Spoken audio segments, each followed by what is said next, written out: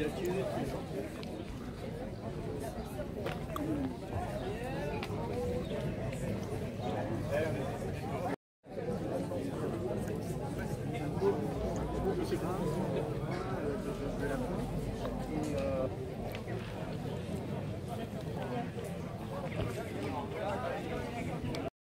ce moment, en tant que photographe, artiste.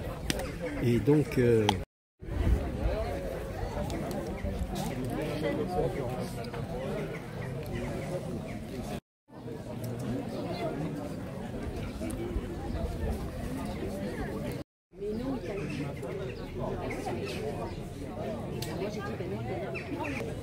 puis c'est quand même magique parce que ce moment-là, quand vous êtes là, J'ai raconté le boulot que c'était hier. Ah,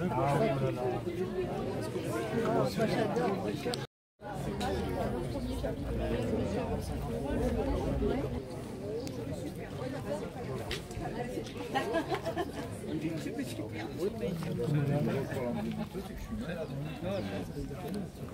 Ça bouge, on ne sait jamais. Elle n'arrête pas, ça va au Maroc. Il y a la conférence.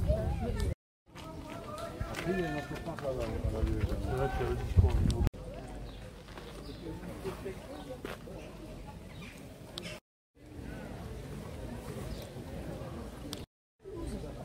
Il est photographe professionnel, je pense.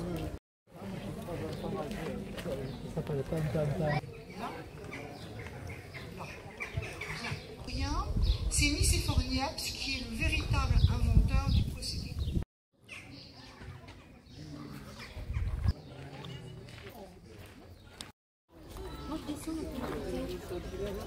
C'est quoi en bas? C'est là. La photo, les gravures réalisées d'après photo ressortissent finalement à l'art industriel dont se moque Flaubert dans l'éducation sentimentale. Un jour, la photo portrait fixe pour l'éternité différents moments de la vie. Le bébé, tout nu sur sa peau d'ours, le conscrit, le mariage, portrait d'écrivain. D'autres canons peuvent être empruntés. C'est nécessairement vu parce que dans l'hôtel, dans Tartarin-sur-les-Alpes, Tartarin des cartes. Les photographes exercent dans un quartier pauvre de la capitale, large perron, toiture italienne, portes écussonnées, que continuaient les murailles rousses du mât provençal, les perchoirs pour les pans, la crèche au troupeau, la baignoire.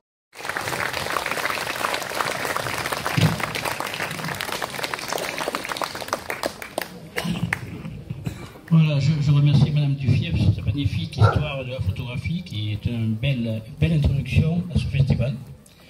Je voudrais vous parler un petit peu donc, de la composition de ce festival, comment il a été construit, comment il a été fait. Vous parlez des photographes qui l'animent. Alors pourquoi tout d'abord un festival photo à Fontvieille? Eh bien c'est une longue histoire. Dans les années 60-70, nous étions quelques jeunes Fontvieillois à photographier les habitants et les rues du village. Nous réalisions alors nos tirages dans un laboratoire photographique argentique improvisé. Ces photographes sont aujourd'hui à l'origine de ce festival et exposent dans cette carrière. Daniel Bounias, qui a été photographe à la communication de la ville d'Arles, Bernard Dupré, qui a réalisé par ailleurs les visuels du festival, Gilles Garnier, qui a créé son studio à Fontvieille, le Major Photo, et moi-même, qui ai travaillé durant 30 ans au service des musées de la ville d'Arles. Expose aussi dans cette carrière la marraine du festival, dont l'exposition sera inaugurée samedi prochain, Ghislaine Brasse, photographe à Historia, qui a réalisé de nombreux reportages dans le monde pour diverses revues. 20 photographes invités sont exposés dans un jardin sous des tentes. L'organisation du festival est le fruit d'une réflexion que j'ai menée avec mes amis sur ce qu'est la photographie aujourd'hui. Un constat. Chaque minute, et peut-être même chaque seconde dans le monde, plusieurs millions de photographies sont certainement réalisées avec le téléphone portable. Des images qui répondent à la fonction première de la photographie, gardées en mémoire, puisqu'il y a une image de soi, de ses proches, de son quotidien. Pour les photographes qui ont connu l'exigence de l'argentique et dû assimiler les nouvelles techniques induites par le numérique, cette banalisation de la photographie génère cependant une crise d'identité. Le même type de crise qu'ont connu sans doute les photographes du début du siècle dernier, confrontés à la diffusion de l'instamatique Kodak, qui a démocratisé ce médium, ou celle encore plus ancienne, qui a ébranlé les peintres du XIXe siècle, que l'invention de la photographie allait faire déchoir, dans une certaine mesure, de leur privilège, représenter le monde. Aujourd'hui, la photographie se trouve confrontée au même écartèlement, photographie réaliste ou photographie abstraite conceptuelle. Pourtant, cette opposition n'a pas de sens, et toutes les voies sont légitimes. Peu importe les techniques, les styles, les modes, l'essentiel est de mettre un peu de soi dans l'image. Aligner le cœur, l'œil et le viseur, disait Cartier-Bresson. Ainsi, ce n'est que dans l'interprétation du réel que le photographe peut encore défendre l'art photographique, celui qui, par le filtre de sa sensibilité particulière, montre une réalité cachée derrière les apparences. Et si, de cette façon, par un jeu subtil de correspondance, quelques visiteurs entrent en résonance, la partie est gagnée. Le verre forge l'idée, disait Hugo, on pourrait dire le cadre forge l'image. Ce cadre qui découpe un morceau du réel, mais aussi le point de vue qui organise dans l'espace et les éléments de l'image, et enfin l'exposition qui module les tons, les valeurs de gris, de blanc et de noir. La parfaite maîtrise de ces outils, même et surtout si on les transgresse, est nécessaire pour transmettre sa représentation du monde, comme sur une scène d'un théâtre où se joue l'illusion de la vie, mettre sa beauté en boîte en quelque sorte. Voilà, je vous remercie.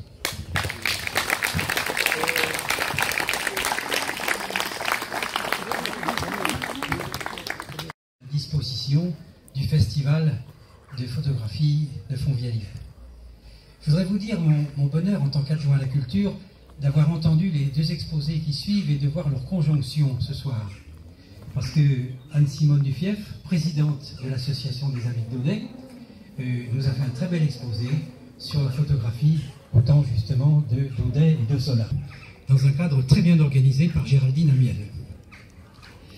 Et puis nous avons eu l'exposé de Michel Lacano, qui, en tant que responsable de l'association Fontvieille hier et aujourd'hui, a réussi à conduire ce festival et son aboutissement là, qui commence ce soir.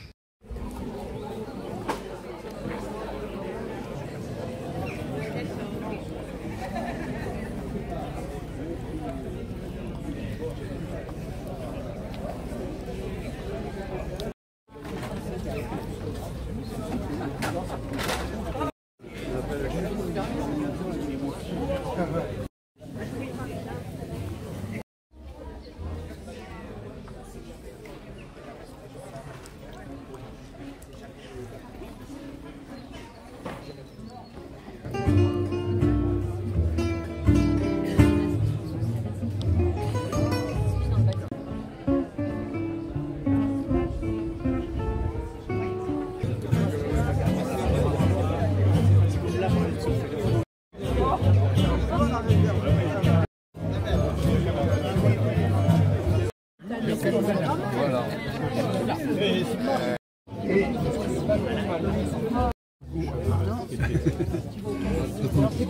Il est d'accord.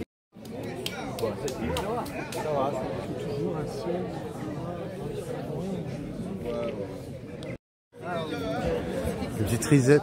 Ouais.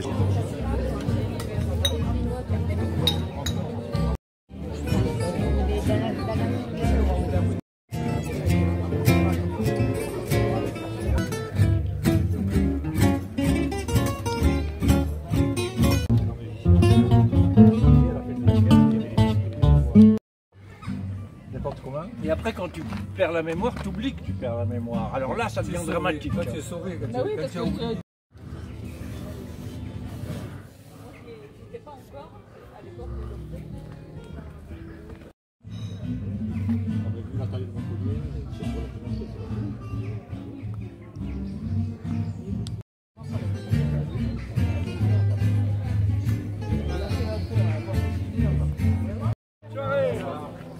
À bientôt.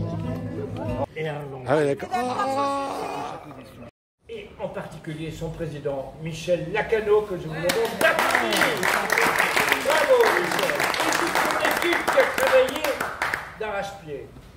Il y a eu 2 épisodes précédents qui se cherchaient. Mais cette année, une organisation fantastique et la projection aura lieu. Je vous en remercie.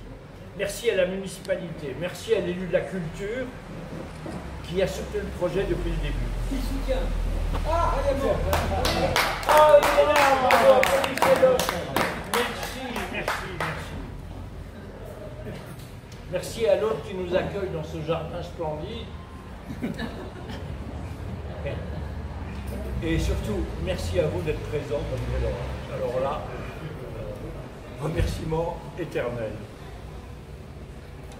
Au début des années 70, j'allais rentrer à l'école des Beaux-Arts et j'hésitais encore entre la peinture et la photographie.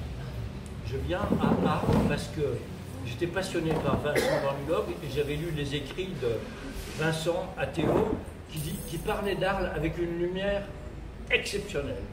Donc je vais à Arles pour voir qu'est-ce que c'est cette lumière exceptionnelle et je rencontre Lucien Clerc. L'année où j'étais le bras droit de Lucien sur les rencontres, il y avait Agnès Varda. Et Agnès Varda, c'est mon idole, je ne peux pas vous dire mieux. Photographe, cinéaste, artiste contemporaine. Elle a restauré tous les films de Jacques Demy.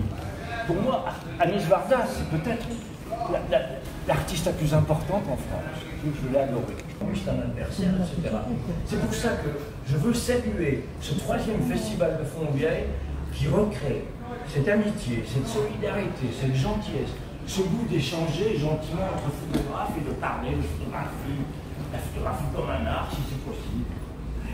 On est mains les épreuves de Weston et je lui ai raconté dans notre aventure d'Arles. Eh bien, il m'a dit, choisissez en 10, c'est mon cadeau. Et 2 salles du musée de la nature à la photographie. Je suis un peu énervé, on s'est un peu accroché, mais enfin, on y est arrivé. Et à ce moment-là, on a pu commencer à faire des expositions sérieuses, parce qu'avant, on enlevait la peinture pour mettre la photographie, bon, c'était un peu gênant. Et alors là, évidemment, j'ai dû sauter au plafond, j'ai appelé tous les copains, et je leur ai raconté mon aventure.